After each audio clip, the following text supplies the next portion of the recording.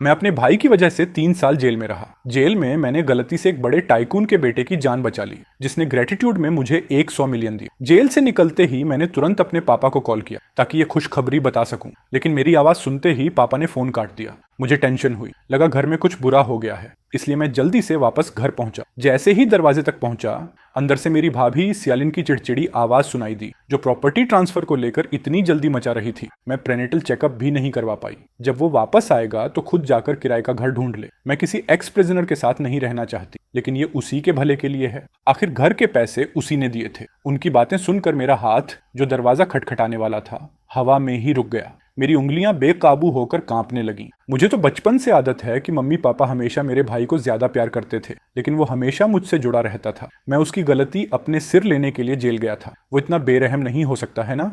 मैंने गहरी सांस ली और दरवाजा खटखटाया। अंदर की सारी आवाजें अचानक बंद हो गईं। मम्मी ने दरवाजा खोला और मुझे देखकर चौंक गईं। फिर नजरें चुराते हुए मेरे कंधे पर हाथ मारा। लिन, तुम इतनी जल्दी कैसे वापस आ गए? तुम्हारे पापा तो अभी कह रहे थे कि वो तुम्हें लेने जाएंगे। उनकी नकली फिक्र सुनकर मुझे बस अंदर से ठंड लग गई।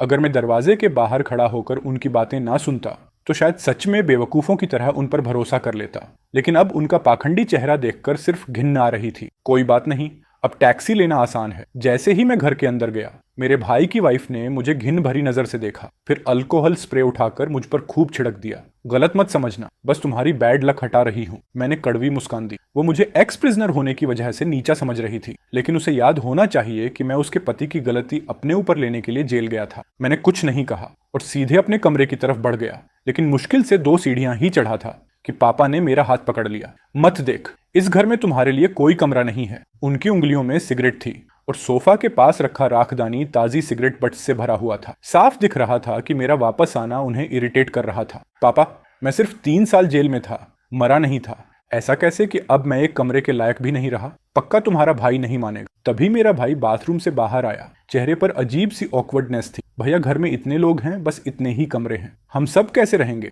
उसका असहज चेहरा देखकर मेरा दिल जम सा गया। मैं ठंडी हंसी हंसा। पहले तो हम सब इसी घर में रह लेते थे। मैं सिर्फ 3 साल जेल में रहा, अब अचानक जगह कैसे कम पड़ गई? किस हक से मुझे निकाल रहे हो? मत भूलो कि ये घर मैंने कैश देकर खरीदा था। ये सुनते ही उसने अचानक मुझे थप्पड़ मार दिया और उंगली दिखाते हुए बोला, क्या घर खरीद लिया तो खुद को बहुत बड़ा आदमी समझने लगा? तू घर वापस आया है या कर्ज वसूलने? क्या मैं तुझसे घर वापस मांग रहा हूँ? आप लोग तो मुझे एक कमरा तक नहीं दे रहे। मेरे पापा गुस्से से फुफकारे और आंखें तरेड़ते हुए साफ बोल दिया, सुन ले, इस घर में तेरे लिए कोई कमरा नहीं है। अगर रहना है तो बाहर जाकर किराए का घर ले, हम तेरा कुछ नहीं देते। मैं वहीं जम गया, गुस्से से कांप रहा था। सीने में ढेर सारी इमोशंस उमड़ रही थीं। वाह, क्या बात कही है। क्या तुम लोग मुझे बिल्कुल भी सीरियसली नहीं लेते? कौन था जो रो रो कर मुझसे अपनी गलती लेने की भीख मांग रहा था? कौन कह रहा था कि मैं इस परिवार का सबसे बड़ा बेनिफैक्टर हूं? अब तो मैं सिर्फ वही वापस मांग रहा हूं जो मेरा है, मेरा अपना कमरा। क्या ये भी ज्यादा है? याद करो, उस वक्त मम्मी पापा रोते हुए मुझसे कह रहे थे कि मेरा भाई एक प्रेस्टिजियस यूनिवर्सिटी में पढ़ता है, उसका फ्यूचर बहुत ब्राइट है, एक एक्सीडेंट की वजह से उसकी जिंदगी बर्बाद नहीं होनी चाहिए। उन्होंने ये भी कहा था कि जब मैं जेल से बाहर आऊंगा, पूरा परिवार मुझे अच्छे से रिवॉर्ड देगा। मुझे किसी रिवॉर्ड की जरूरत नहीं थी, मुझे बस अपने माता पिता पर तरस आया और मैं अपने भाई से प्यार करता था। इसीलिए मैं उसकी जगह जेल गया ताकि उसे बचा सकूं। मैंने अपनी नौकरी खो दी, अपनी कार बेच दी, अपनी सारी सेविंग्स खत्म कर दी, लेकिन मैंने कभी नहीं सोचा था कि बदले में मुझे फैमिली लव नहीं बल्कि धोखा और पूरी तरह से टूट जाना मिलेगा। अब मैं सिर्फ अपना कमरा चाहता हूँ, लेकिन पूरा परिवार मिलकर मुझे घर से निकाल रहा है। आंसू चुपचाप गिर रहे थे, लेकिन मैंने दांत भींच लिया ताकि खुद पर कंट्रोल ना खो दूं। भैया, इन 3 सालों में जब तुम जेल में थे, हम लोगों ने भी बहुत मुश्किलें झेली हैं। अब तुम वापस घर में रहना चाहते हो। लोग हमारे बारे में क्या सोचेंगे? तुम हमारे बारे में क्यों नहीं सोच सकते? अचानक मैंने उसका हाथ झटक दिया और बर्फ जैसी ठंडी नजरों से उसकी तरफ उंगली उठाई। सेंटेन, मत भूलो कि जेल में तुम्हें जाना चाहिए था। जिसने परिवार की इज्जत मिट्टी में मिलाई वो तुम थे। तुम मेरे सैक्रिफाइस का मजा ले रहे हो, मेरे घर में रह रहे हो और ऊपर से मुझे ही दोष दे रहे हो कि मैं तुम लोगों के बारे में नहीं सोचता। ये सुनकर मेरे छोटे भाई का चेहरा बेहद खराब हो गया। मैंने तुम्हारा शुक्रिया अदा कर दिया था, अब और क्या चाहिए तुम्हें? मैं तुम्हारा छोटा भाई हूँ, ये सब करना तुम्हारा फर्ज नहीं था क्या? उसकी बेपरवाह एटीट्यूड ने मुझे अंदर तक चोट पहुंचाई। मेरे मम्मी पापा भी उसकी साइड लेने लगे। बड़ा भाई बाप जैसा होता है, अपने भाई के लिए कुछ किया तो क्या उसका एहसान गिनाएगा? तुम इतने छोटे दिल के क्यों हो? सियोलिन, अब तुम छोटे नहीं रहे। अगर तुम्हें अकेले किराए के घर में रहना पड़े तब भी वही सही है। उनकी हर बात किसी तेज चाकू की तरह मेरे दिल को काट रही थी। मैंने सिर उठाया और आंखें बंद कर लीं, खुद को जबरदस्ती रोने से रोकते हुए। मेरे होठों पर मायूसी भरी मुस्कान आ गई। कोई हैरानी नहीं कि इन 3 सालों में तुम लोग मुझसे मिलने तक जेल नहीं आए। तो असल में तुम लोग मुझे सिर्फ एम्बैरेसमेंट समझते थे। ठीक है, आज से मैं तुम सबसे हर रिश्ता तोड़ता हूँ, बाद में पछताना मत। इतना कहकर मैं बिना पीछे देखे घर से निकल गया, उस घर को पीछे छोड़ते हुए जिसमें इंसानियत की जरा भी गर्माहट नहीं थी। मैं काफी देर तक सड़कों पर अकेला भटकता रहा। आखिरकार एक होटल मिला जहां कुछ दिन रुकने का इंतजाम किया। मैंने इंटरनेट पर एक वकील से कांटेक्ट किया, काफी मोटी फीस देकर। जो घर मैंने कैश में खरीदा था वो मेरे पेरेंट्स के नाम पर है, क्या मैं उसे वापस ले सकता हूँ?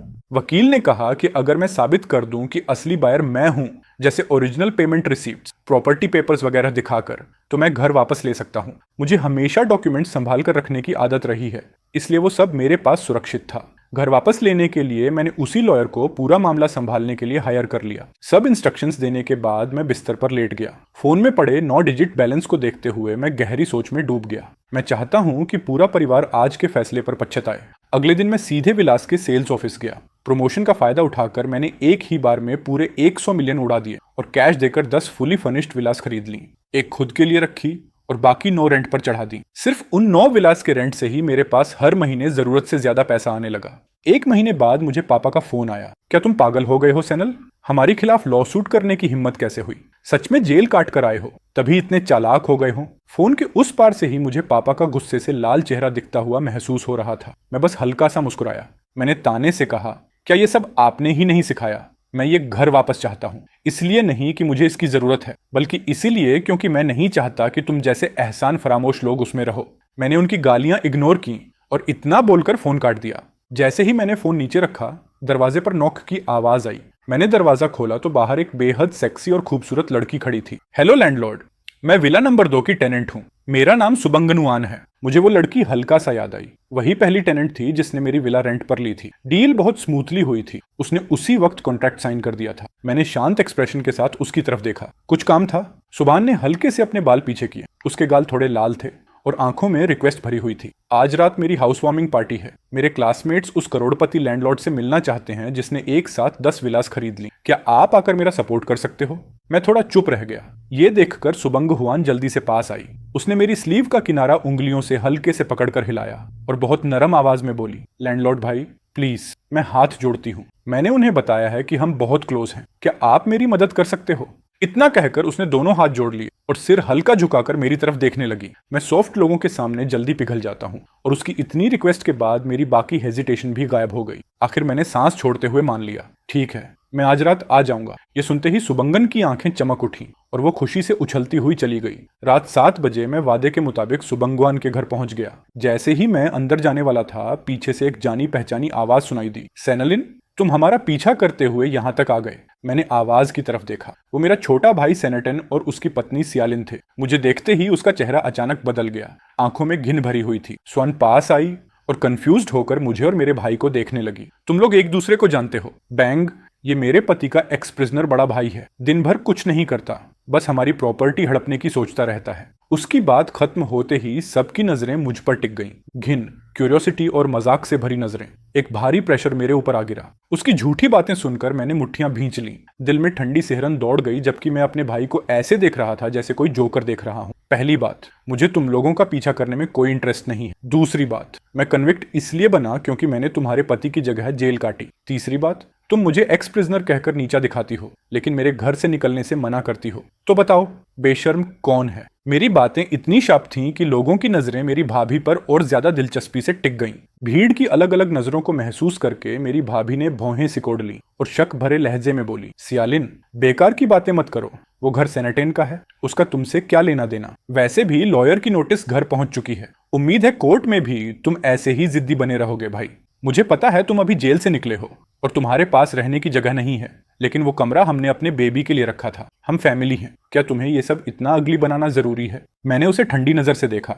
जितना ज्यादा सुन रहा था, मेरा दिल उतना ही जमता जा रहा था। मुझे सच में समझ नहीं आ रहा था कि वो छोटा बच्चा जो हर वक्त मेरे पीछे बड़े भैया कहते घूमता था, आखिर ऐसा कैसे बन गया कि मुझे मेरे ही घर से निकाल दिया। तब तुम लोगों को याद क्यों नहीं आया कि हम फैमिली हैं? अभी कुछ देर पहले जब तुम्हारी बीवी मुझे सबके सामने इंसल्ट और ह्यूमिलेट कर रही थी, तब तुमने क्यों नहीं कहा कि हम फैमिली हैं? सियालिन ने देखा कि सब लोग हमें देख रहे हैं, लेकिन शर्मिंदा होने की बजाय वो और ज्यादा घमंडी हो गई। वो मुझे ऊपर से नीचे तक घिन से देखते हुए बोली, सेंटेन, ये विला एक अरबपति लैंडलॉर्ड ने खरीदी। तुम यहाँ कोई सीन क्रिएट करने की सोच तो नहीं रहे? उसकी आवाज ऊंची थी, टोन पूरा एरोगेंट, जैसे वो खुद उस विला की मालकिन हो और मैं कोई चूहा हूं जो चोरी से अंदर घुस आया हो। ये सुनते ही वहां मौजूद लोग मुझे नीची नजर से देखकर मजाक उड़ाने लगे। उसी वक्त स्वान वन मेरे सामने आकर खड़ी हो गई। उसकी भौहें सिकुड़ी हुई थीं। सियालिन, क्या तुम लोगों के बीच कोई मिसअंडरस्टैंडिंग नहीं है? मिसअंडरस्टैंडिंग? बिल्कुल नहीं। सेनेटेन, मैं तुम्हें सलाह देती हूं कि अब भी यहां से निकल जाओ। करोड़पति लैंडलॉर्ड बस आने ही वाला है। अगर तुमने उसे नाराज कर दिया तो पता भी नहीं चलेगा कैसे मरोगे। सियालिन की अगुवाई में सब लोग मुझ पर बेरहमी से अपनी नफरत उगलने लगे। उसी पल मुझे आखिरकार सबके असली घिनौने चेहरे साफ दिखाई दे गए। सुबान, जो अब तक कंफ्यूज्ड थी, जैसे ही उसने सियालिन की बातें सुनी, उसका चेहरा और ज्यादा पीला पड़ गया। अब वो और सहन नहीं कर पाई। वो गुस्से से कांपते हुए अचानक मेरे सामने आकर खड़ी हो गई। सियालिन, चुप हो जाओ। मिस्टर सेनेटन मेरे गेस्ट हैं। अगर तुम ऐसे उनकी बदनामी करोगी तो यहाँ तुम्हारा स्वागत नहीं है। अभी के अभी निकल जाओ। सियालिन ने गुस्से में स्वांगहुआन को धक्का दिया, फिर घमंड से हमारे पास चली आई। चेहरे पर तिरस्कार भरा हुआ था। मैंने तुरंत स्वांगहुआन को पकड़ लिया। पेट में अजीब सा दर्द उठ रहा था। मेरे अपने सबसे करीबी लोग मुझे नीचा दिखा रहे थे, लेकिन स्वांगहुआन मुझे बचाने के लिए खड़ी थी। और तुम कौन होती हो हमें निकालने वाली? तुम कोई करोड़पति मालकिन नहीं हो। यहाँ से जाने वाला तो ये है। हाँ बंगन, कहीं इसने तुम्हें बेवकूफ तो नहीं बना दिया? हम तो बस तुम्हारी भलाई के लिए समझा रहे हैं। ध्यान रखना, कहीं ये तुम्हारा फायदा ना उठा ले। सुबंगन ने मेरे भाई और उसकी बीवी को गुस्से से देखा। उसकी सांसें तेज चल रही थीं। यहाँ से जाने वाले तुम लोग हो। सेनेटेन वही करोड़पति लैंडलॉर्ड जिसने एक साथ 10 विलास खरीदी थी। सुबंगवन की आवाज ज्यादा ऊंची नहीं थी, लेकिन हॉल में छाए सन्नाटे में वो किसी हथौड़े की तरह सबके दिलों पर गिरी। सारा शोर अचानक गायब हो गया। ऐसा लगा जैसे हवा तक जम गई हो। सिर्फ शौक में भरी भारी सांसों की आवाज सुनाई दे रही थी। सियालिन के चेहरे पर जमी मजाक उड़ाती मुस्कान गायब होने तक का वक्त नहीं मिला। वो उसी हालत में जम गई। उसकी आंखें फटी की फटी रह गईं और वो मुझे घूरने लगी। उसका शरीर हैरानी से हल्का कांप रहा था। वो इस सस्ते कपड़े पहने आदमी को, अभी अभी जेल से निकले एक्स कन्विक्ट को, उस करोड़पति से जोड़ ही नहीं पा रही थी जिसने 10 विलास पर करोड़ों उड़ा दिए थे। बंगवन, तुम मजाक कर रही हो। ये ओनर कैसे हो सकता है? इसके पास तो रहने की जगह तक नहीं है। ये गरीब है। एक तरफ खड़ा सेनेटेन कागज की तरह सफेद पड़ चुका था, जैसे उसके शरीर की सारी ताकत खत्म हो गई हो। जो हाथ उसने सियालिन को पकड़ रखा था वो ढीला होकर नीचे लटक गया। वो मुझे बहुत अच्छी तरह जानता था और मैं भी उसे। मेरी आंखों में उसे गुस्सा नहीं दिखा, सिर्फ ऐसी ठंडक दिखी जैसे मैं किसी अजनबी को देख रहा हूँ। वही ठंडक उसके अंदर ऐसा डर भर रही थी जो उसने पहले कभी महसूस नहीं किया था। भैया, ये क्या हो रहा है? तुम्हारे पास इतना पैसा कहाँ से आया? मैंने उसके सवाल का कोई जवाब नहीं दिया। मैं बस वहीं खड़ा रहा, महसूस करते हुए कि जो नजरें पहले मुझे नीचा दिखा रही थीं, अब उनमें रिस्पेक्ट, क्यूरियोसिटी और शर्म थी। ये एहसास अजीब था। पैसा जो सोशल स्टेटस देता है वो उस पल पूरी तरह सामने आ गया था। मैंने उन फैमिली मेंबर्स को देखा जिनके लिए मैं कभी सब कुछ कुर्बान करने को तैयार था, लेकिन उन्हें टूटते देखकर भी मुझे रिवेंज की खुशी नहीं हुई, सिर्फ एक अंतहीन उदासी महसूस हुई। सुबंगन हुआन ने माहौल की टेंशन को तुरंत महसूस कर लिया। वो पीछे नहीं हटी, बल्कि एक कदम आगे बढ़ी। वो सीधे मेरे बगल में आकर खड़ी हो गई। उसकी ये छोटी सी मूवमेंट जैसे पूरे हॉल के सामने उसका पक्ष साफ बता रही थी। सेनेटेन, सियालिन कॉन्ट्रैक्ट मैंने खुद मिस्टर सैन के साथ साइन किया था। क्योंकि तुम लोग मेरे खास गेस्ट की रिस्पेक्ट नहीं कर रहे, इसीलिए यहाँ तुम्हारा स्वागत नहीं है। कृपया अब भी तुरंत चले जाओ। सिक्योरिटी आने का इंतजार मत करो। सियालिन ने मुंह खोला जैसे फिर कोई तमाशा करना चाहती हो, लेकिन जैसे ही उसकी नजर सुबंगुआन की ठंडी आंखों और आसपास लोगों की इल्जाम भरी नजरों से टकराई, उसका आखिरी घमंड भी टूट गया। उसने ऑकवर्ड तरीके से अपना ब्रांडेड बैग पकड़ लिया, वही बैग जो उसने मेरे दिए पैसों से खरीदा था, और अब वही सबसे बड़ा ताना बन गया था। सेनेटन ने सिर झुका लिया। उसने एक बार भी मेरी तरफ देखने की हिम्मत नहीं की। फिर वो टूटी हुई सियालिन को लेकर सबकी नजरों के बीच शर्मिंदा हालत में विला से बाहर निकल गया। लॉबी का ऑटोमेटिक डोर धीरे धीरे बंद हो गया, उन लालची आत्माओं को बाहर छोड़ते हुए। रात के अंधेरे में पार्टी की म्यूजिक फिर से बजने लगी, लेकिन अब सबकी नजरें मेरे लिए बदल चुकी थीं। मुझे पता था ये सिर्फ शुरुआत थी। जिस घर पर उन्होंने कब्जा किया था, जिस इज्जत को उन्होंने पैरों तले रौंदा था, मैं वो सब एक एक करके वापस लेने वाला था। वहीं दूसरी तरफ विला से निकाले जाने के बाद भी सियालिन और सेनेटन को अपनी गलती का एहसास नहीं हुआ, बल्कि वो एक पुराने किराए के अपार्टमेंट में छुपकर फोन की स्क्रीन देखते हुए दांत पीस रहे थे। सियालिन बार बार सुबंगवान के मोमेंट्स स्क्रॉल कर रही थी। जलन ने उसका चेहरा बिगाड़ दिया था। वो ये मान ही नहीं पा रही थी कि जिस एक्स कन्विक्ट को वो पैरों तले रौंदती थी, वही अचानक करोड़पति बन गया। किस हक से? एक निकम्मा आदमी जो जेल में था, वो विला में रहने के लायक कैसे हो गया? पक्का उसका पैसा लीगल नहीं है, शायद जेल में कोई गंदा काम किया होगा। बीवी, उसने अब लॉयर भी हायर कर लिया है। हमारा घर शायद अब बच नहीं सकता। अगर वो बच नहीं सकता तो जो चीज मुझे नहीं मिल सकती उसका मजा वो भी चैन से नहीं ले पाएगी। उसे अपनी रेप्यूटेशन की कोई परवाह नहीं थी। मैं उसे पूरी तरह बर्बाद कर दूंगी, फिर देखती हूँ कि उसके पास विल्ला कॉलोनी में रहने की हिम्मत बचती है या नहीं। सियालिन तेजी से कीबोर्ड पर टाइपिंग कर रही थी। कुछ ही देर में एक ऐसा पोस्ट स्क्रीन पर उभर आया जो सच्चाई को तोड़ मरोड़ कर लोगों की भावनाएं भड़का रहा था। उसकी कहानी में मैं एक ऐसा शैतान बन चुका था जो जेल से निकलने के बाद पूरी इंसानियत खो चुका था। मैं न सिर्फ अपने बूढ़े माँ बाप का रिटायरमेंट हाउस छीनना चाहता था, बल्कि अपने छोटे भाई को वायलेंट तरीके से धमका भी रहा था। उस आर्टिकल का टाइटल था खो चुकी इंसानियत की तलाश, जेल से निकला क्रिमिनल भाई जिसने पूरे परिवार को तबाही के कगार पर पहुंचा दिया। वो आर्टिकल लोकल फोरम्स पर वायरल हो गया। सच्चाई से अनजान इंटरनेट यूजर्स मुझे गालियां देने लगे। उन कमेंट्स की जहरीली बातें पढ़कर रूह कांप जाए। मैं अपने बड़े से स्टडी रूम में बैठा था, लॉयर द्वारा भेजे गए प्रॉपर्टी डॉक्यूमेंट्स देख रहा था। तभी मेरा फोन पागलों की तरह वाइब्रेट करने लगा। अनगिनत अननोन नंबर से कॉल्स आ रही थीं। मैं जैसे ही उठाता सामने से सिर्फ गालियां और धमकियां सुनाई देती। मैंने फोन काट दिया और स्क्रीन पर लगातार आते प्राइवेट मैसेजेस को देखकर ठंडी मुस्कान दी। इस लेवल का साइबर बुलिंग जेल में जो झेला था उसके सामने कुछ भी नहीं था। तभी सुबान हाथ में टैबलेट लेकर अंदर आई। उसका चेहरा पिछली रात से भी ज्यादा पीला था। वो सीधे मेरे पास दौड़कर आई और टैबलेट की ट्रेंडिंग लिस्ट दिखाते हुए घबराई हुई आवाज में बोली, मिस्टर सेन जल्दी देखिए, सियालिन और बाकी लोग इंटरनेट पर लाइव स्ट्रीम कर रहे हैं, खुद को विक्टिम दिखा रहे हैं। अब सब लोग आपको गालियां दे रहे हैं। उन्होंने आपका एग्जैक्ट एड्रेस भी डाल दिया है। मैंने शांत आवाज में कहा। उम्मीद थी। इन ट्रिक्स के अलावा उनके पास बचा ही क्या है। स्क्रीन पर सियालिन कैमरा के सामने आंसू पोंछ रही थी, जबकि सेनेटिन सिर झुकाकर आहें भर रहा था, जैसे वो बेघर विक्टिम हो। लाइव चैट के कमेंट्स इतनी तेजी से आ रहे थे कि पढ़ना मुश्किल था। सब मुझे गालियां दे रहे थे। कुछ लोग तो लिख रहे थे, हम खुद जाकर उसे सबक सिखाएंगे। स्क्रीन पर सियालिन जोर जोर से रोते हुए बोल रही थी, क्या कोई मुझे समझ सकता है? हमने इस घर की 3 साल तक देखभाल की और जैसे ही वो वापस आया हमें निकाल दिया। हमारे बच्चे हैं, वो इतना क्रूअल कैसे हो सकता है? ये परिवार के नाम पर कलंक है। सुबान ने घबराकर मेरी तरफ देखा। मिस्टर सेन, आपको सच क्लियर करना होगा, नहीं तो आपकी रेपुटेशन पूरी तरह खत्म हो जाएगी। पड़ोसी भी आपको गलत समझ रहे हैं। सफाई देना कोई जल्दी नहीं है। उन्हें थोड़ी देर और उछलने दो।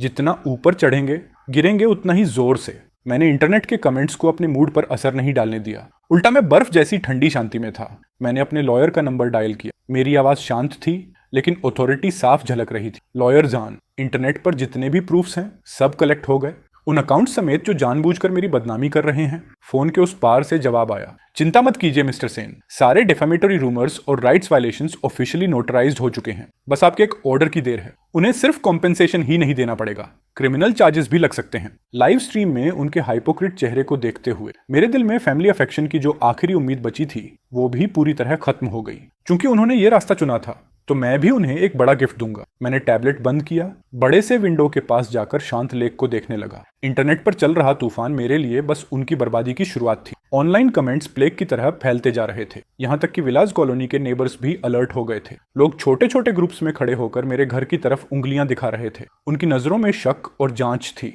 उसी वक्त सेनेटिन की अगुवाई में मेरे पेरेंट्स जोर जोर से चिल्लाते हुए मेरे दरवाजे पर आ पहुंचे। उनके हाथ में पुराना टूटा हुआ लाउडस्पीकर था और ऐसा लग रहा था जैसे यहीं परमानेंटली बैठने वाले हों। सेनेटिन, अभी बाहर निकल। एहसान फरामोश बेटे, इतने बड़े घर में रहता है और अपने बाप को किराए के घर में रहने देता है। क्या तेरे अंदर जरा भी कॉन्शियस नहीं बची?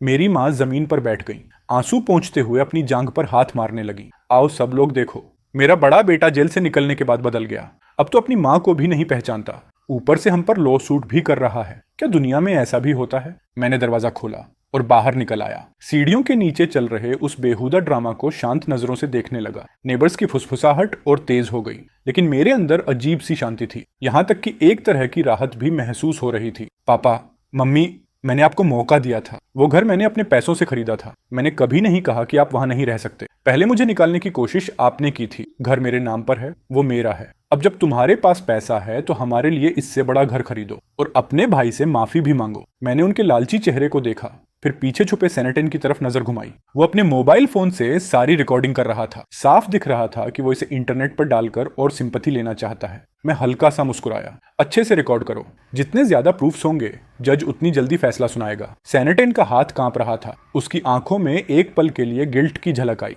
लेकिन अगले ही पल वो खुद को संभालकर फिर से राइचस बनने का नाटक करते हुए फोन कैमरा के सामने एक्टिंग करने लगा। मेरे पेरेंट्स थोड़ी देर तक हंगामा करते रहे, फिर सिक्योरिटी गार्ड्स ने उन्हें जबरदस्ती वहां से हटाया। हॉल फिर से शांत हो गया। मैं सोफा पर बैठा था, फोन में भरी एंडलेस गालियां देखता हुआ, साथ ही दिमाग में लॉयर की बताई डिटेल्स दोहरा रहा था। तभी सुबान दरवाजा नॉक करके अंदर आई। उसके हाथ में गर्मा गर्म नूडल्स का बोल था। उसकी आंखों में चिंता साफ दिख रही थी, जैसे उसे डर हो कि ये रूमर्स और बदनामी मुझे पूरी तरह तोड़ देंगे। भाई सेन, पहले कुछ खा लो। बाहर लोग जो बोल रहे हैं उसे सीरियसली मत लो। सच देर सवेर सामने आ ही जाएगा। थैंक्स बांगुआन, मैं इतना फ्रेजाइल नहीं हूँ। जेल के साल इससे कहीं ज्यादा मुश्किल थे। मैंने आराम से नूडल्स खाना शुरू किया। सुबंगनवान सामने बैठकर मुझे चुपचाप देख रही थी। उसका बिना शर्त भरोसा इस बुराई से भरे वक्त में बहुत कीमती लग रहा था। लेकिन मुझे लगता है आपके पेरेंट्स इतनी आसानी से हार मानने वाले नहीं हैं। कल शायद फिर ट्रबल क्रिएट करेंगे। क्या आप सच में अभी प्रूफ्स पब्लिक नहीं करना चाहते? करने दो तमाशा।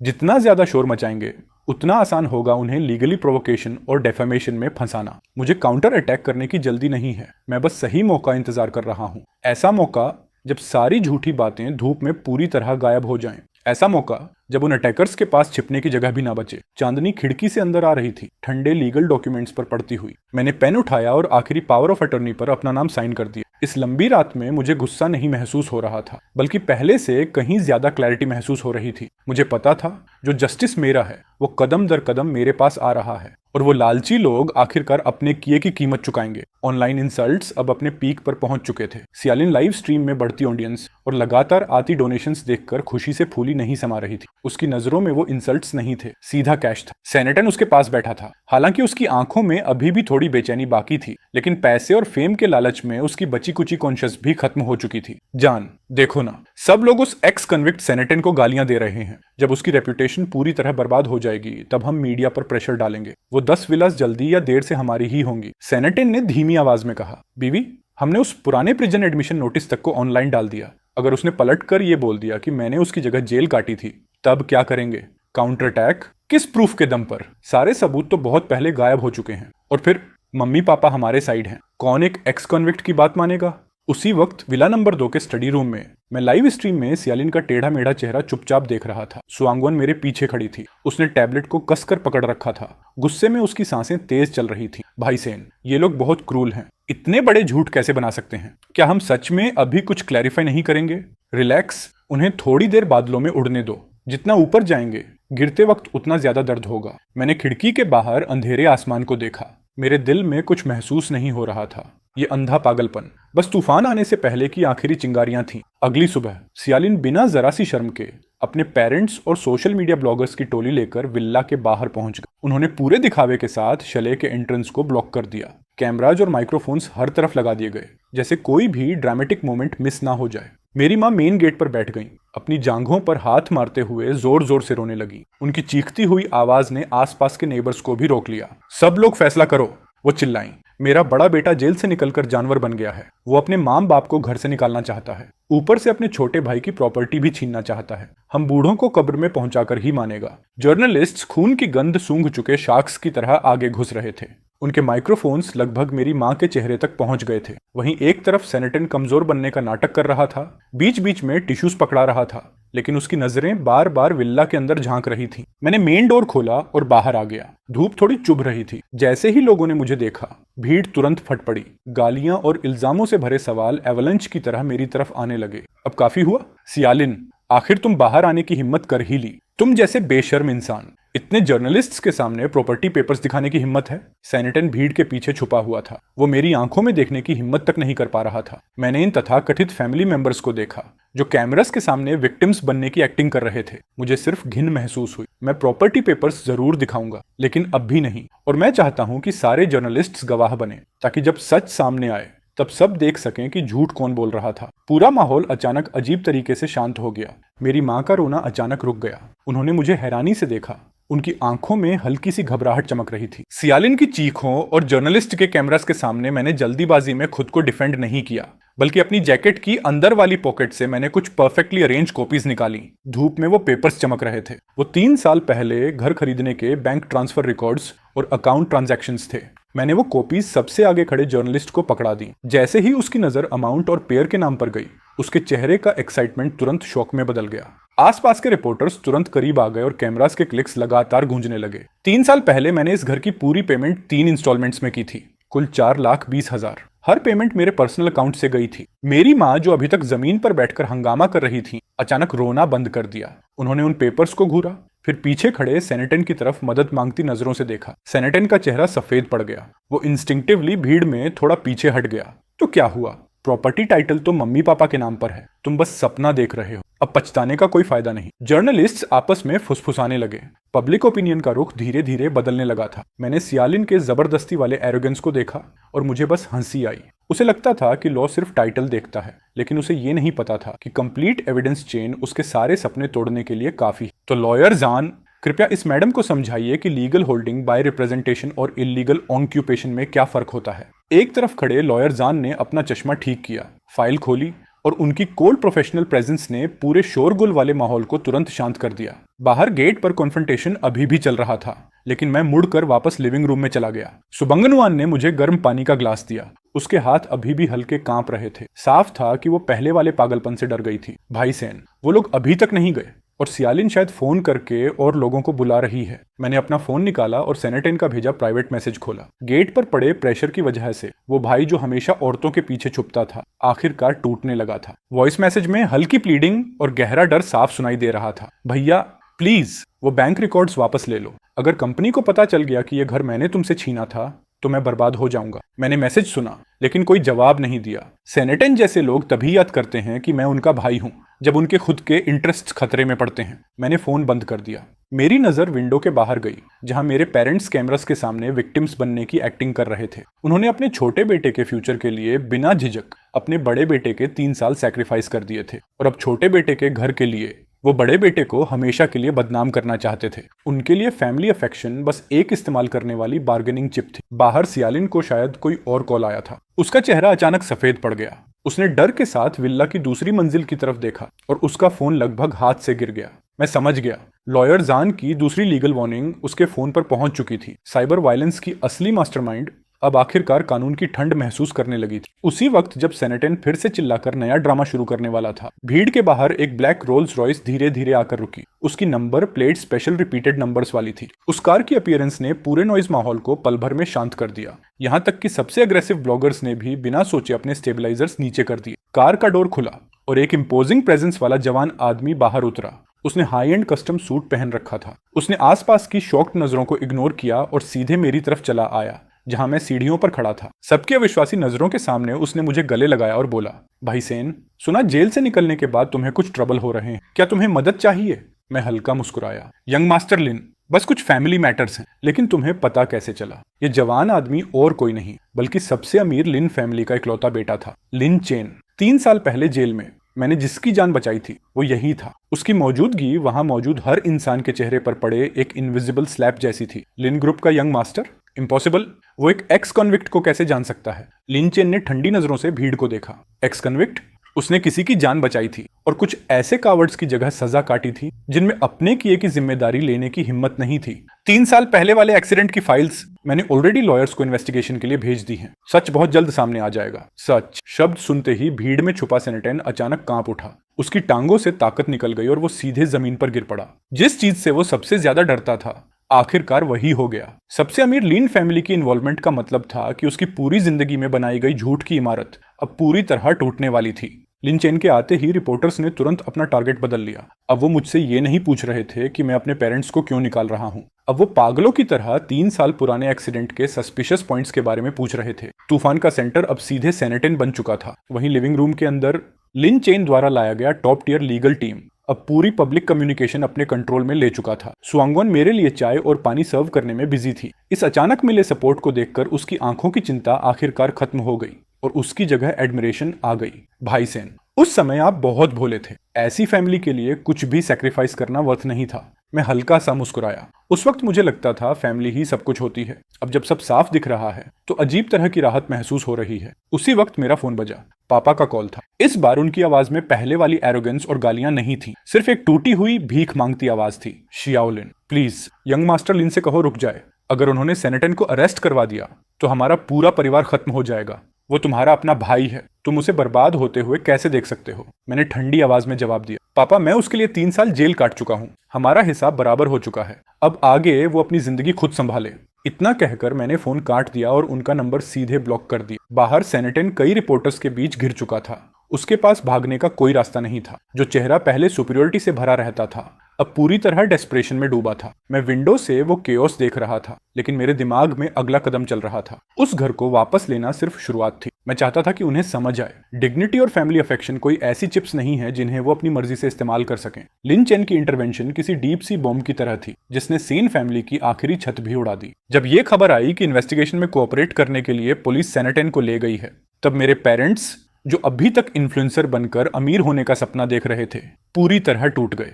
इस बार वो रिपोर्टर्स या लाउड स्पीकर नहीं लाए थे। दो खाली कठपुतलियों की तरह एक दूसरे का सहारा लेकर मेरे स्टडी रूम के दरवाजे तक पहुंचे। मेरे पापा के वो हाथ जो पहले हमेशा मुझे गालियां देते हुए उठते थे, अब बुरी तरह कांप रहे थे। उनकी आवाज भारी और लगभग भीख मांगती हुई थी। शियाओलिन, प्लीज बस यंग मास्टर लिन से एक शब्द कह दो। उस साल वाली बात दब सकती है। तुम्हारा भाई उसके बच्चे हैं, वो जेल नहीं जा सकता। मैंने उनके माथे की गहरी झुर्रियों को देखा, लेकिन दिल में जरा सी भी सिंपैथी महसूस नहीं हुई। इन कुछ दिनों ने इस फैमिली के लिए बची हुई सारी ग्रेटिट्यूड मिटा दी थी। अचानक मेरी माँ जमीन पर घुटनों के बल बैठ गईं और जोर जोर से रोने लगी। शियाओलिन, माँ तुमसे हाथ जोड़कर विनती करती है, बस अपने भाई को छोड़ दो। हमें घर नहीं चाहिए, हम गांव लौट जाएंगे, खेती करेंगे। मैंने धीरे से कहा, ठीक है, वैसे भी वो घर हमेशा से मेरा था। जहां तक सेनेटन की बात है, उसे कानून इंसाफ देगा, मैं नहीं। मेरी माँ का रोना स्टडी रूम की खामोशी में बहुत तेज सुनाई दे रहा था। मैंने आंखें बंद कर लीं। दिमाग में जेल जाने से पहले वाला अपना चेहरा उभर आया,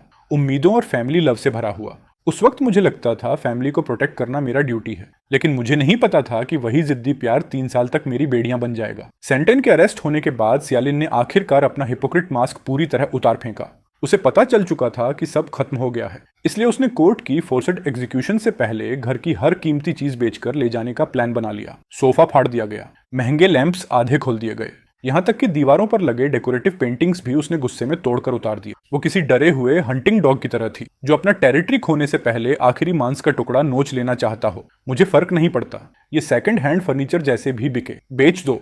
और वो फ्रिज भी, शाम तक सब हट जाना चाहिए। जब वो पागलों की तरह सामान हटाने में लगी हुई थी, तभी लॉयर जान कोर्ट के कुछ यूनिफॉर्म पहने कर्मचारियों के साथ गेट पर पहुंचा। घर के अंदर फैले कचरे को देखकर लॉयर जान ने भौहें सिकोड़ ली। मिसेस एशिया, कोर्ट के सीजोर ऑर्डर के मुताबिक इस प्रॉपर्टी की सारी फिक्स्ड फैसिलिटीज और एक्सेसरीज प्रोटेक्टेड हैं। आपकी हरकत इंटेंशनल प्रॉपर्टी डैमेज के अंडर आती है। सियालिन पागलों की तरह चीखती हुई सीजर्स लेकर उनकी तरफ झपटी। दफा हो जाओ यहाँ से, ये मेरे पति का घर है। उस एक्स प्रिजनर सेनगली को इसे लेने का कोई हक नहीं। मैं इसे तोड़ दूंगी, लेकिन उसे एक ईंट भी नहीं दूंगी। कोर्ट स्टाफ जल्दी से उसे पकड़ने दौड़े। सियालिन धूल से भरे फ्लोर पर गिर गई।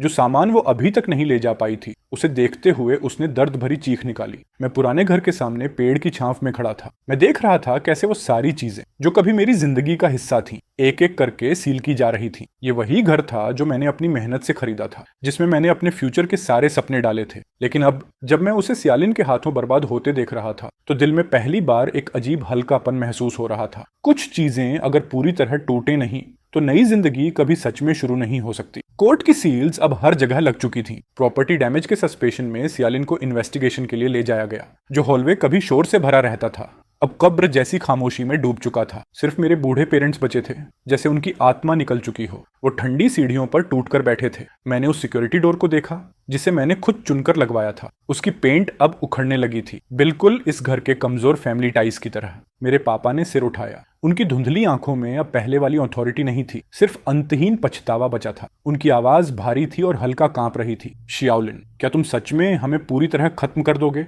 तुम्हारा भाई अंदर सफरिंग झेल रहा है और तुम यहाँ उसका घर छीन रहे हो?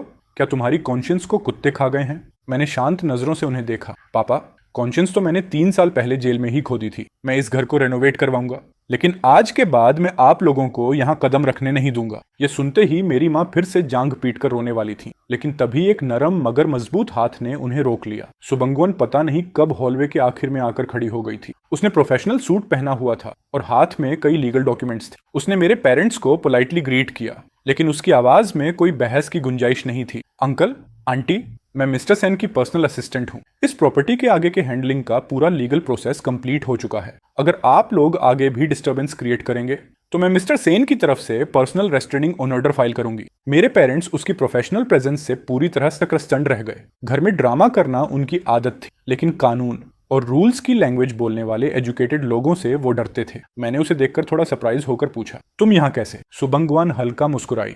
यंग मास्टर लिन ने कहा कि आपको ऐसे इंसान की जरूरत है जो लॉ समझता हो और डिटेल ओरिएंटेड हो। तो मैंने खुद वॉलंटियर किया। भाई सेन, कुछ डर्टी और टफ काम आपको खुद करने की जरूरत नहीं, मुझे करने दीजिए। मैंने उसकी तरफ देखा और दिल में एक गर्माहट फैल गई। जब सबने मुझे बिट्रे कर दिया था, तब ये लड़की जो शुरुआत में सिर्फ मेरी टेनेंट थी, अब मेरा सबसे मजबूत सहारा बन चुकी थी। हालांकि मैंने घर वापस ले लिया था, लेकिन सियालिन पूरी तरह गायब नहीं हुई थी। बैल पीरियड का फायदा उठाकर उसने कई कॉन्टैक्ट्स के जरिए स्वांगवान तक पहुंच बना ली। उसे लगता था कि स्वांगवान बस एक टेम्परेरी एम्प्लॉई है जिसे मैंने हायर किया है, इसलिए उसने उसे ब्राइब करने का फैसला किया ताकि अंदर से मेरी डिफेंस तोड़ी जा सके। सियालिन टेबल के दूसरी तरफ बैठी थी। उसकी आंखों की थकान ठीक मेकअप से भी नहीं छुप रही थी। उसने अपने बैग से एक बैंक कार्ड निकाला और धीरे से स्वांगवान की तरफ सरका दिया।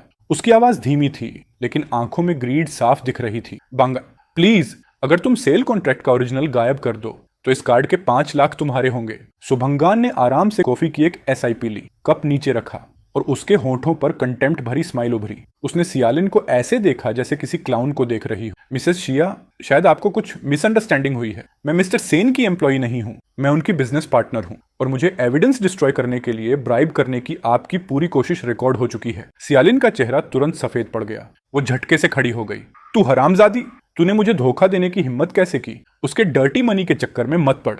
वो बस एक निकम्मा एक्स प्रिजनर है। मैं दरवाजे से अंदर आया और उसकी टूटी हुई हालत को देखा। वो कभी मेरी भाभी थी। मैंने तो उसके लिए कार और हाउस खरीदने तक का सोचा था, लेकिन उसने सबसे ग्रीडी और ईविल रास्ता चुना। मैंने उसे देखा। मेरी आंखों में सिर्फ डिसअपॉइंटमेंट थी। तुम्हारा आखिरी मौका भी तुमने अपने हाथों से बर्बाद कर दिया। लॉयर जान नीचे इंतजार कर रहे हैं। ब्राइबरी और एविडेंस टैंपरिंग के बारे में अब ये बातें जज को समझाना। सियालिन चेयर पर ढह गई।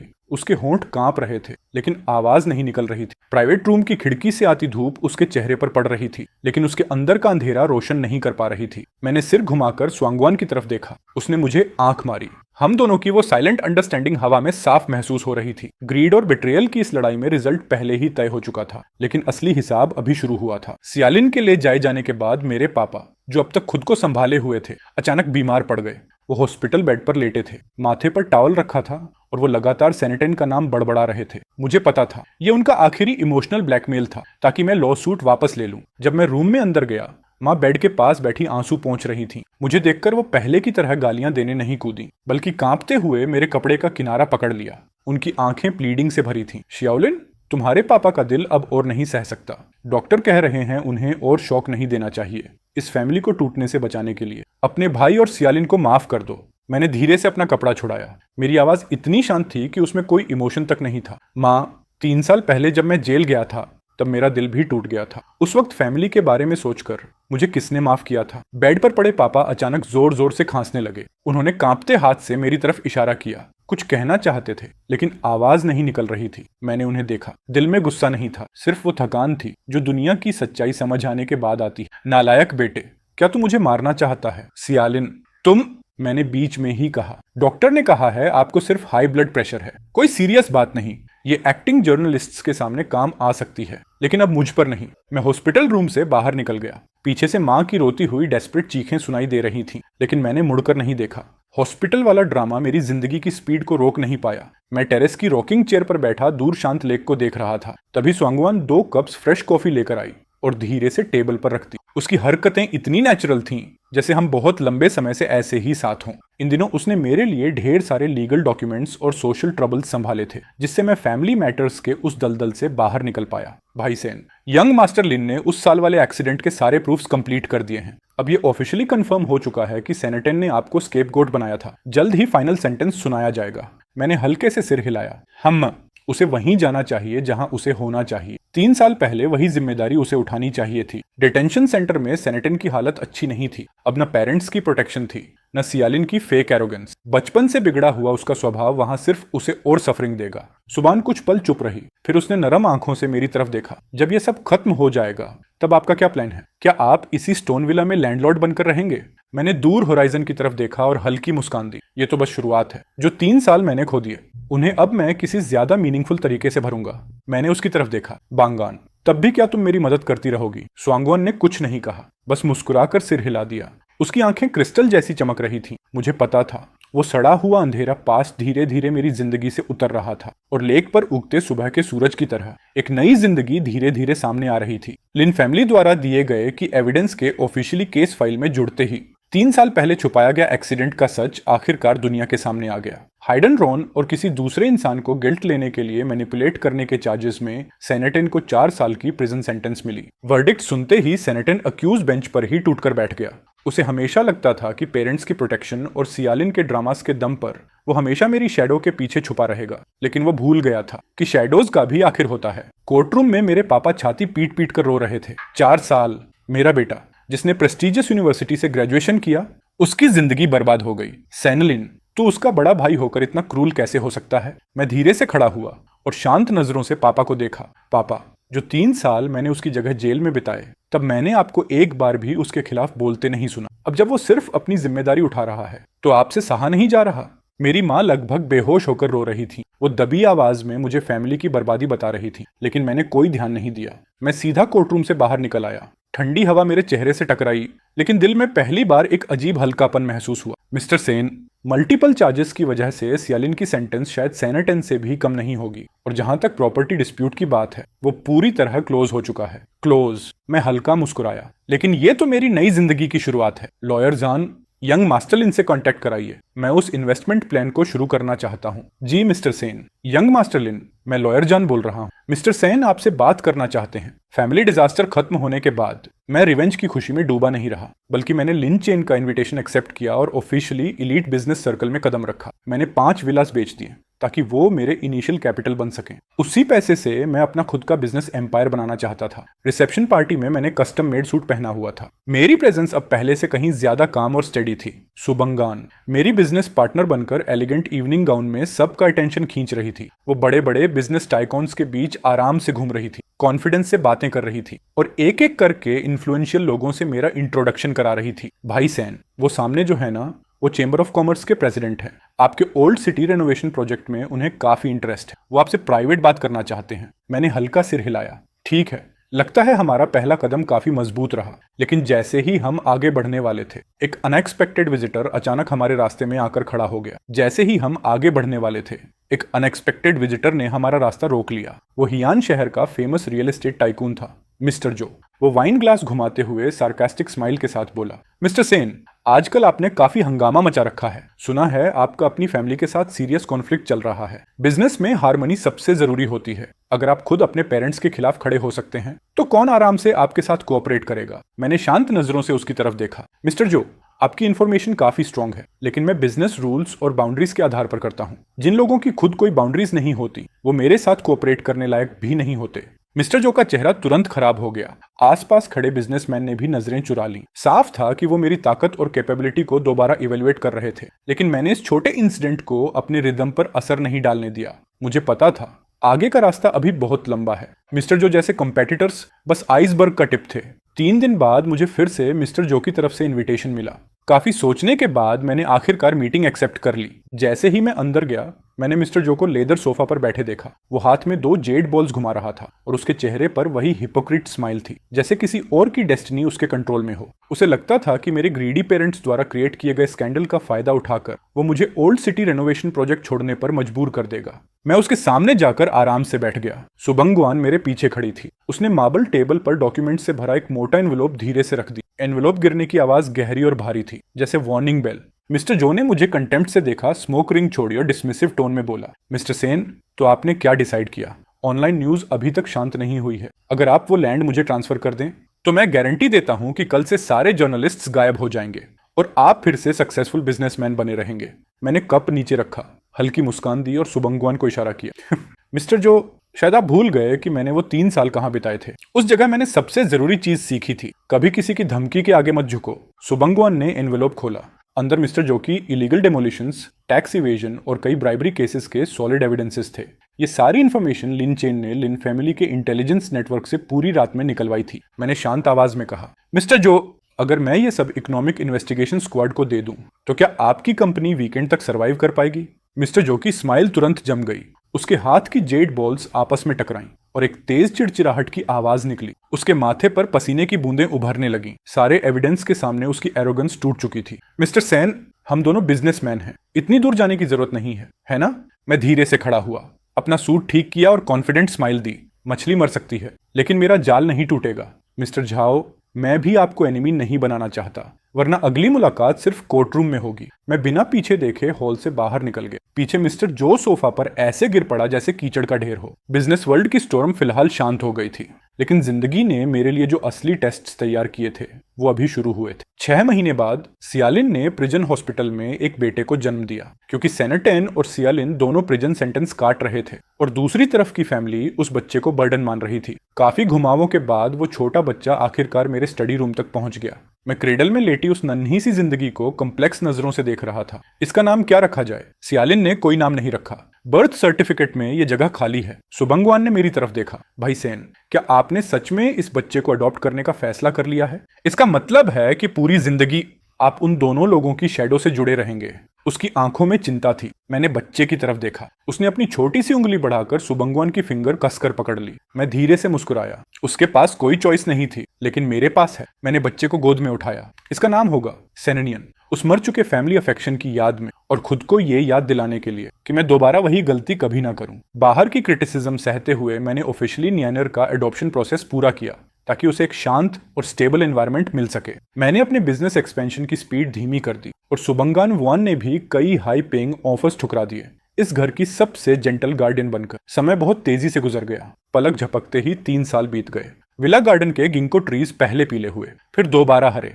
3 साल की गर्मी सर्दी चुपचाप उंगलियों के बीच से फिसल गई। जो नियनर कभी डायपर पहनने वाला बेबी थी, अब एक छोटी बच्ची बन चुकी थी जो स्कूल बैग लेकर घूमती थी। वो अपनी छोटी छोटी टांगों से मेरे पीछे भागती और मुझे पापा कहकर बुलाती। पापा, आंटी बांगवन ने कहा, आज वो मुझे जू लेकर जाएंगी, जल्दी चलो। नियनर को इतना खुश देखकर मेरा दिल पिघल गया।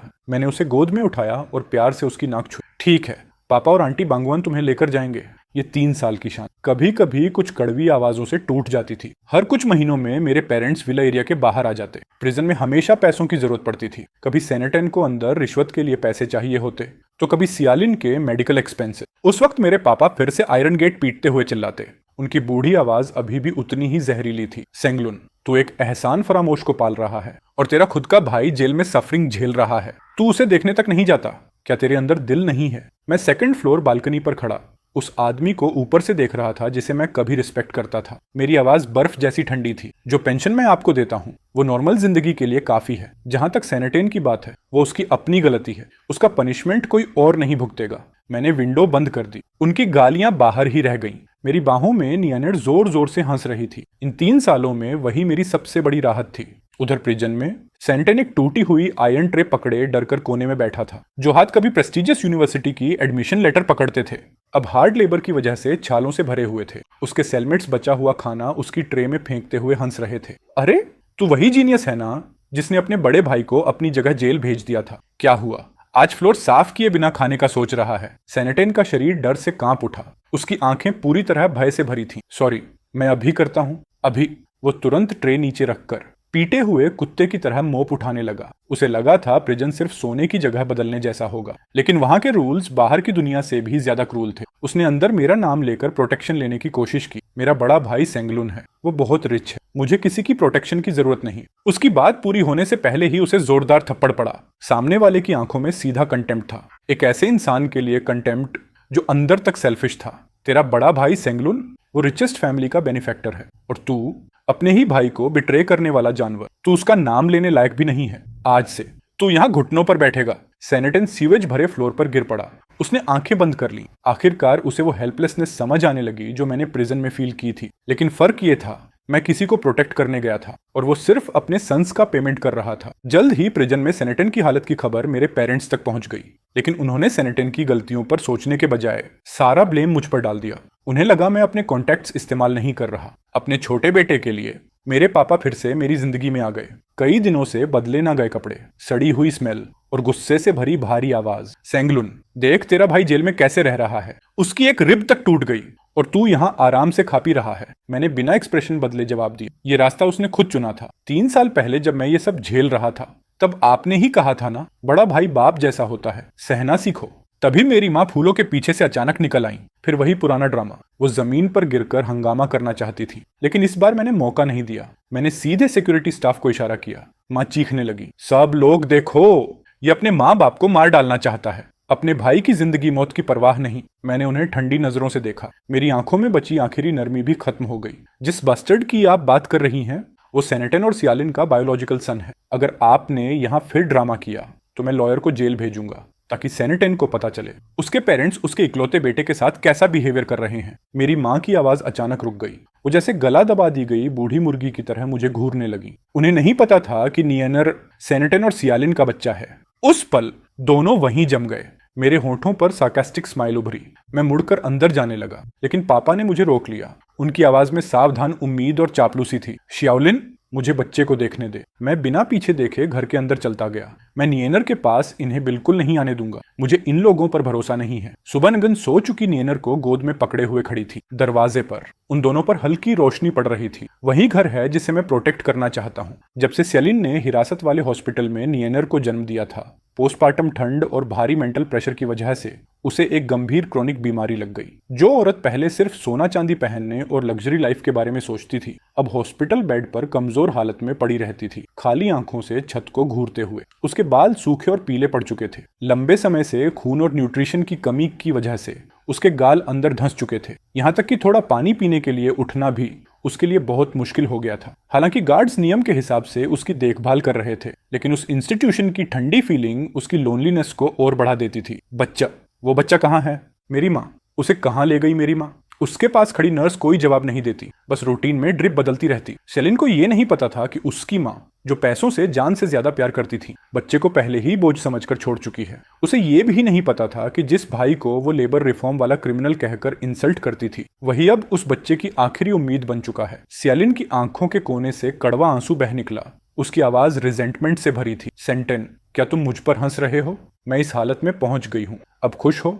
उसका पछतावा दूसरों को नुकसान पहुंचाने का नहीं था, बल्कि उस लग्जरी लाइफ को खोने का था जो उसे मिल सकती थी। इस ट्विस्टेड मेंटल टॉर्चर के नीचे उसकी बीमारी बार बार लौट आती थी। डॉक्टर ने कहा कि यह क्रोनिक बीमारी शायद जिंदगी भर उसका पीछा करेगी। खिड़की की सलाखों से धूप अंदर आ रही थी और जमीन पर धब्बेदार शेडोज बना रही थी। सियालिन ने आंखें बंद कर ली। उसके दिमाग में वही दिन घूम रहे थे जब वो मेरे कैश पेड अपार्टमेंट में ऐश करती थी, लेकिन आखिर में वो दिन सिर्फ एक सपना बनकर रह गए, जहां वो कभी वापस नहीं जा सकती। जब मेरे पेरेंट्स को पता चला कि मैंने नियनर को अडॉप्ट कर लिया है, तब आखिर उन्हें सिचुएशन समझ आई। जानते हो क्या, अब वो सेंटेन और सियालिन पर भरोसा नहीं कर सकते थे। अगर उन्होंने मुझे पूरी तरह नाराज कर दिया तो बाकी जिंदगी उन्हें सड़कों पर भीख मांगनी पड़ेगी। इसलिए जब उन्हें पता चला कि सियालिन गंभीर बीमार है, तो वो पहले की तरह रिपोर्टर्स लेकर तमाशा करने नहीं आए, बल्कि उनका एटीट्यूड बदल गया। मेरे पिता झुककर सोफा के किनारे बैठे थे, नर्वस होकर अपनी जांघों पर हाथ रगड़ रहे थे। मेरी माँ लगातार आंसू पोंछ रही थी। बीच बीच में दोनों चोरी चोरी मेरी तरफ देखते, जैसे गलती कर चुके बच्चे हों। श्याओलिन, पापा मानते हैं कि पहले हम बेवकूफ थे, हमने तुम्हें हर्ट किया। अब तुम्हारा भाई जेल में है और सेलिन हॉस्पिटल में क्रोनिक बीमारी से जूझ रही है। हमारी फैमिली अब सिर्फ तुम पर डिपेंड कर सकती है। हाँ श्याओलिन, माँ अब हर दिन पछताती है। हमें उस वक्त तुम्हारे साथ ऐसा नहीं करना चाहिए था। सेलिन की बीमारी में बहुत पैसा लग रहा है। देखो, नियनेर के लिए ही सही, उसकी थोड़ी मदद कर दो। मैंने हाथ में पकड़ी रिपोर्ट नीचे रखी और उन्हें ठंडी नजरों से देखा। उनकी ये देर से आई ह्यूमिलिटी मुझे खुशी नहीं दे रही थी, बल्कि और ज्यादा आयरॉनिक लग रही थी। अगर मैं वही गरीब एक्स कन्विक्ट होता जो अभी जेल से निकला था, तो क्या ये लोग मुझसे इतनी नरमी से बात करते? इन्हें डर है कि मैं पेंशन देना बंद ना कर दूं, या सच में इन्हें लगता है कि सेलिन दया के लायक है? मेरे पिता का चेहरा हल्का सा ऐंठ गया। उनकी आंखों में शर्म की एक झलक दिखी, लेकिन तुरंत फोर्स्ड स्माइल बना ली। कैसी बातें कर रहे हो? तुम हमारे अपने बेटे हो। जाहिर है हम चाहते हैं फैमिली ठीक रहे। अगर सियालिन की बीमारी ठीक नहीं हुई, तो जब नियनर बड़ा होगा, हम उसे क्या जवाब देंगे? उसी वक्त सुबानगन वैन नियानर को गोद में लिए सीढ़ियों से नीचे उतरी। ये सीन देखते ही नियानर इंस्टिंक्टिवली उसके सीने से चिपक गई। भाई सेन, नियानर को उसकी नब चाहिए। जहां तक सेलिन के मेडिकल एक्सपेंसेस की बात है, लॉयर का कहना है कि अगर लीगल प्रोसेस फॉलो करें तो हमें सिर्फ बहुत छोटा हिस्सा पे करना होगा। लीगल प्रोसीजर सुनते ही मेरी माँ घबरा गई, लेकिन आवाज ऊंची करने की हिम्मत नहीं हुई। वो सिर्फ उम्मीद भरी नजरों से मुझे देखती रही। उसकी आंखों में कैलकुलेशन भरी एंग्जाइटी साफ दिख रही थी। उसने धीमी आवाज में कहा, शाओली, उस लॉयर की मत सुनो, वो आउटसाइडर है। हम फैमिली हैं। इसे चैरिटी समझ कर दो। सेलिन की मदद कर दो। माँ, इन्हें ऐसे सरवाइव करने के लिए खुद को गिराते हुए देखकर मेरे दिल में बची आखिरी वॉमथ भी धीरे धीरे खत्म होने लगी। ये लोग बेहतर नहीं हुए थे, बस कमजोर हो गए थे। और मैं सोच रहा था कि इस रिडेम्पशन वाले नाटक को कैसे खत्म करना है। सियालिन के साथ क्या करना है ये डिसाइड करने से पहले ही मुझे खबर मिली कि लंबे समय की मेंटल डिस्टॉर्शन और बार बार लौटती फिजिकल बीमारी की वजह से एक ठंडी गहरी रात में उसने हिरासत वाले हॉस्पिटल में अकेले ही आखिरी सांस ले ली। वो उस बच्चे को दोबारा देख भी नहीं पाई। वो सेंटन के जेल से बाहर आने का इंतजार भी नहीं कर सकी। थोड़े समय बाद सेंटन भी अपनी सजा पूरी करके रिहा हो गया। 4 साल की जेल की जिंदगी ने उसका सेल्फ रिस्पेक्ट पूरी तरह तोड़ दिया था, लेकिन उसके अंदर की हिंसा को और बढ़ा दिया था। जब वो जेल के गेट से बाहर निकला, उसके सफेद बालों वाले माता पिता पहले से वहां इंतजार कर रहे थे। उन्होंने सेंटन के क्राइम्स पर रिफ्लेक्ट नहीं किया, बल्कि गांव की आखिरी प्रॉपर्टी तक बेच दी ताकि अपने प्यारे छोटे बेटे को सपोर्ट कर सकें। लेकिन सेंटिन अब वो नहीं रहा था जिसे वो जानते थे। वो टैलेंटेड और पोलाइट स्टूडेंट अब खत्म हो चुका था। सेंटन ने अपने पेरेंट्स द्वारा दी गई लगेज बैग को ठोकर मार दी। उसकी आंखों में बर्फ जैसी ठंडक थी। बस इतनी सी गरीबों वाली रकम लाए हो तुम लोग, इतने समय आराम की जिंदगी जीते रहे और मुझे रहने के लिए ये टूटी झोपड़ी दे रहे हो। शियाओटेन, पापा और माँ के पास कोई एबिलिटी नहीं है। सारा पैसा तुम्हारे और लिनलिन के ट्रीटमेंट में चला गया। पहले सेटल हो जाते हैं। कल पापा कंस्ट्रक्शन साइट पर काम ढूंढेंगे, माँ मेड का काम करेगी।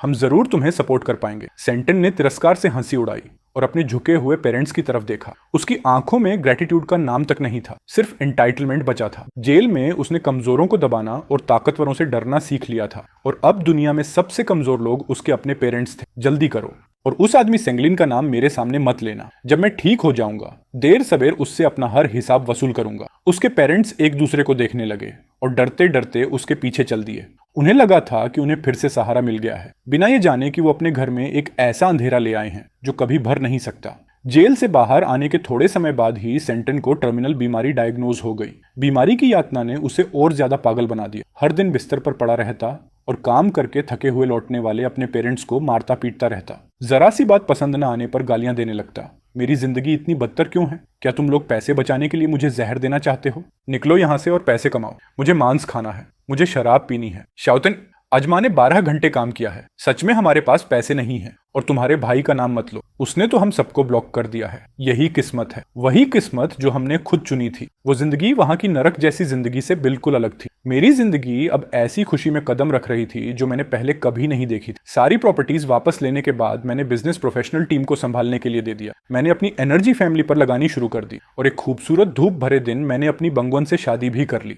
उसी दिन नियर दौड़ता हुआ आया, हाथ में परफेक्ट स्कोर वाला एग्जाम लिए। माँ बंगवन, पापा, माँ बंगन, देखो मैं फर्स्ट आया हूँ। बंगवन ने प्यार से नीर के माथे का पसीना पोंछा और उम्मीद भरी नजरों से मेरी तरफ देखा। भाई सेन, कल हम नीर को बीच वेकेशन पर ले चलते हैं। उसे भी थोड़ा रिलैक्स करने की जरूरत है। मैंने रिपोर्ट कार्ड लिया और नीर को गोद में उठा लिया। मेरी आंखों में खुशी और प्यार भरा था। ठीक है, जैसा तुम कहो। जब तक फैमिली साथ है, कोई भी जगह अच्छी है। कभी कभी मुझे उस फैमिली की खबर लॉयर के जरिए मिल जाती थी। सुना था कि सेंटन वहां दर्द से चीखता रहता है। सुना था उसके पेरेंट्स जेल में पछता रहे हैं। लेकिन अब मुझे कोई फर्क नहीं पड़ता था। विला के लॉन पर धूप फैली हुई थी। नियर की हंसी साफ और खुशियों से भरी थी। मैंने बंगवन का हाथ पकड़ा, उसकी हथेली की गर्माहट महसूस करते हुए। जो इंसान अंधेरे से गुजर चुका होता है, वही सामने की रोशनी की असली कीमत समझता है। ये जिंदगी अब भी लंबी है और हमारी खुशी तो अभी बस शुरू हुई है।